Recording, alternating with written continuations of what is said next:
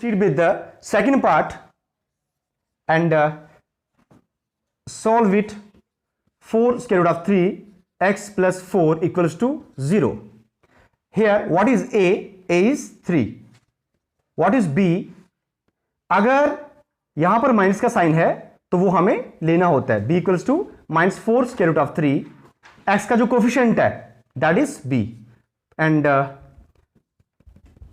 and what is c? c is 4. Therefore let us find the discriminant d, which is b square minus 4ac. What is b?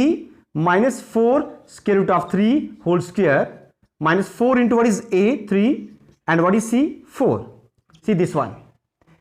-4 root 3 का square कितना होता है? Minus का square plus हो जाएगा, 4 का 16 हो जाएगा, रूट 3 का 3 हो जाएगा, 16 3s are 48 and here 4 3s are 12, 12 4s are 48 and 0.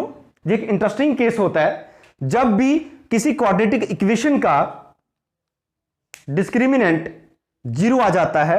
तो आपको पता है, आपने बहुत बार क्वेश्चन सॉल्व किए हैं, चाहे किसी मेथड से, फैक्टराइजेशन मेथड से किए हो चाहे, उस वक्त बड़ी बार क्या होता है कि सेम आंसर आते हैं. आपने देखा होगा बड़ी बार दोनों आंसर सेम आ जाते हैं. आंसर तो दो ही आएंगे, क्वाड्रेटिक है, 2x की वैल्यूज 2 आएंगी, अल्फा और beta.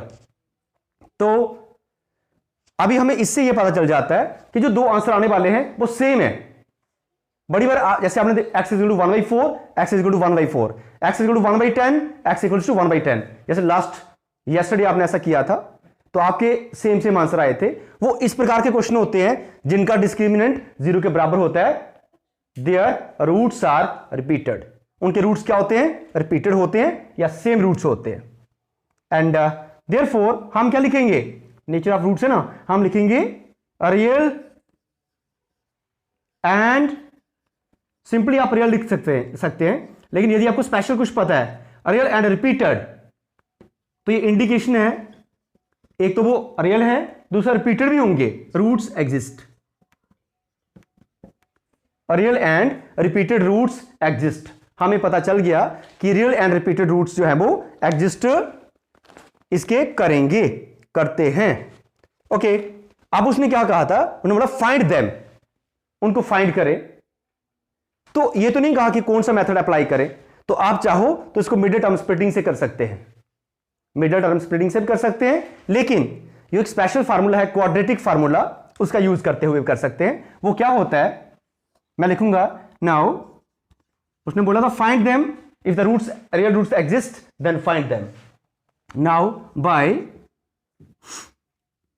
by using quadratic formula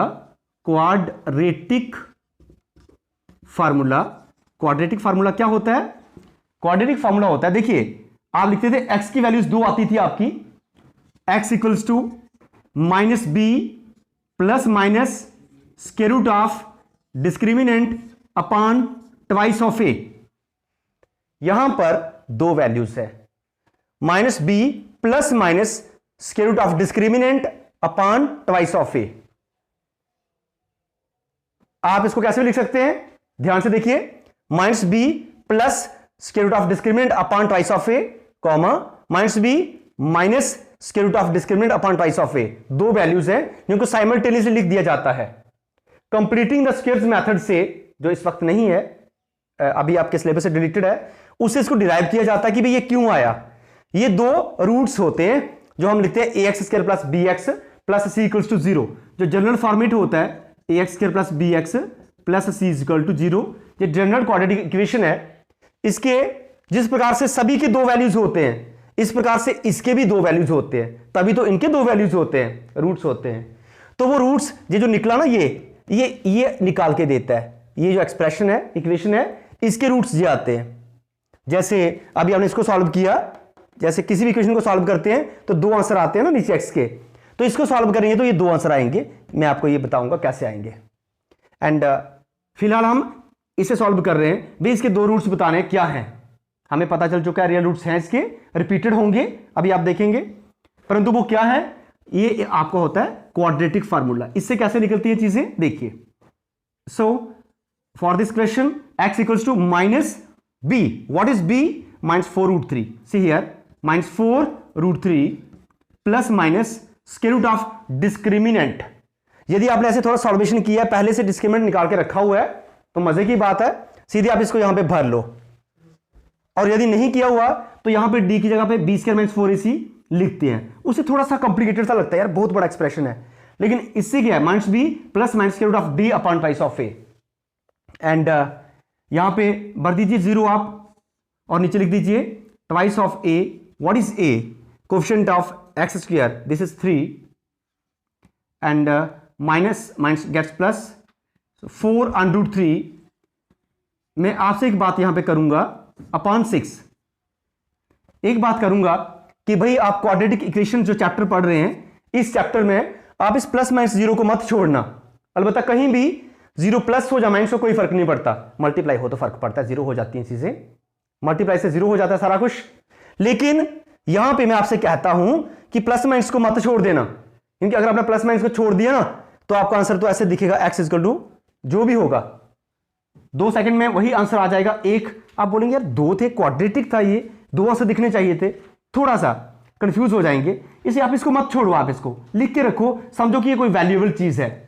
तो ये क्या हो गया, 4√3 अपॉन 6, एक बार प्लस 0 ले लो, कॉमा 4√3, क्योंकि मैंने आपको यहां से बोला था कि 2 वैल्यूज है ये, एक बार प्लस एक बार माइनस, तो -0 अपॉन 6। अलबत्ता है एक ही चीज है, ये क्या हो जाएगा, अब 0 प्लस कर रहे हैं, कोई इसका फर्क नहीं पड़ेगा, तो ये आपके पास आएगा 4√3 अपॉन 6। दूसरा -0 हो रहा है इसमें से, कोई फर्क नहीं पड़ेगा, 4√3 अपॉन 6, तो इसको काट लीजिए आप, 2 2 4, 2 3 6, 2 2 4, 2 3 6, and we are getting here 2√3 upon 3, and second value is 2√3 upon 3. That means 2 times we are getting the same thing, but we have to write it 2 times. हम इसको 2 बार लिखना है। These are the repeated zeros. और ये हमें कहां से पता चला था, डिस्क्रिमिनेंट हमारा 0 आया था। जब भी आपका सॉल्वेशन करने पर डिस्क्रिमिनेंट 0 आएगा, आपको पता चल जाएगा कि भाई जी इस क्वाड्रेटिक इक्वेशन के जो रूट्स हैं वो दोनों ही सेम होंगे, और क्वाड्रेटिक फार्मूला से आप उसको ऐसे निकालेंगे। अगर आप चाहें तो आप यहां पर फैक्टराइजेशन मेथड, जिसको आप मिड टर्म स्प्लिटिंग से करते हैं, वैसा भी कर सकते हैं, क्योंकि यहां पे मेथड मेंशन नहीं किया गया कि आप किस मेथड से इसको करने वाले हैं। Now let us do next part.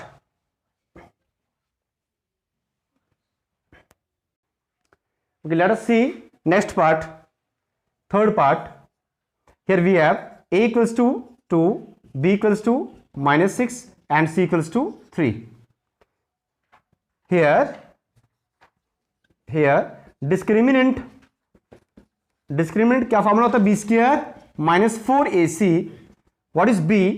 -6 square -4 into what is 8? 2. What is c? 3. This is 36.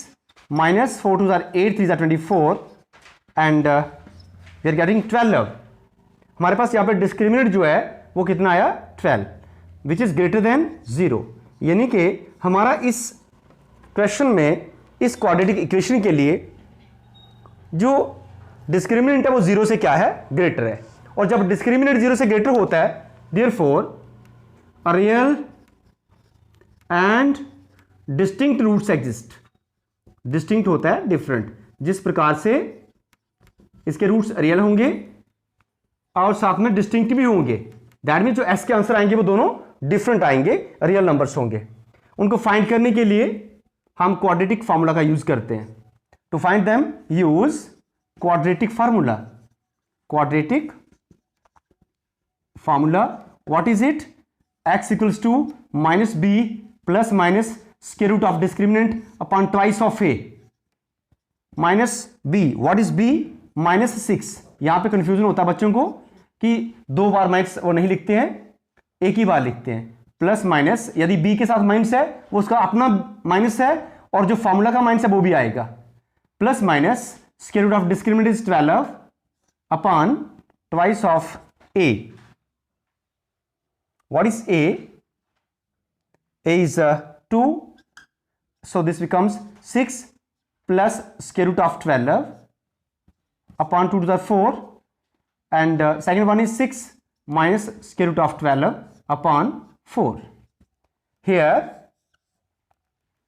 यहां से जो 12 रूट 12 होता है, इसको हम कैसे लिख सकते हैं? इसको हम लिख सकते हैं 2 रूट 3।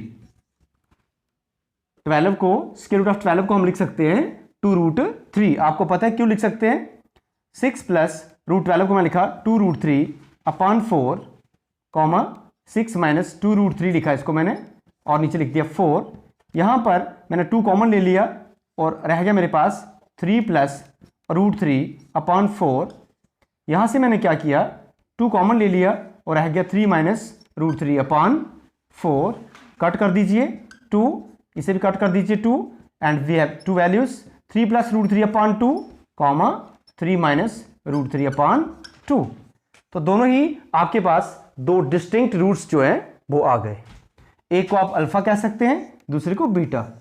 फिलहाल ऐसे अल्फा बीटा यहां पे बताने पर कोई हमें एडिशनल मार्क्स नहीं मिलते, सिंपली किसी जगह पर आपको ये, आप इनको नाम देख सकते, ऐसे दे सकते हैं नाम। Real roots, distinct real roots are 2 distinct real roots of quadratic equation.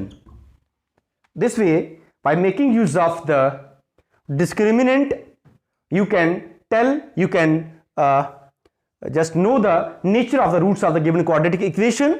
Thereby, if the real roots exist, you know when discriminant is equals to 0 or discriminant greater than 0, and after making use of this quadratic formula, you can comfortably and easily find out the 2 roots of the quadratic equation. Thank you.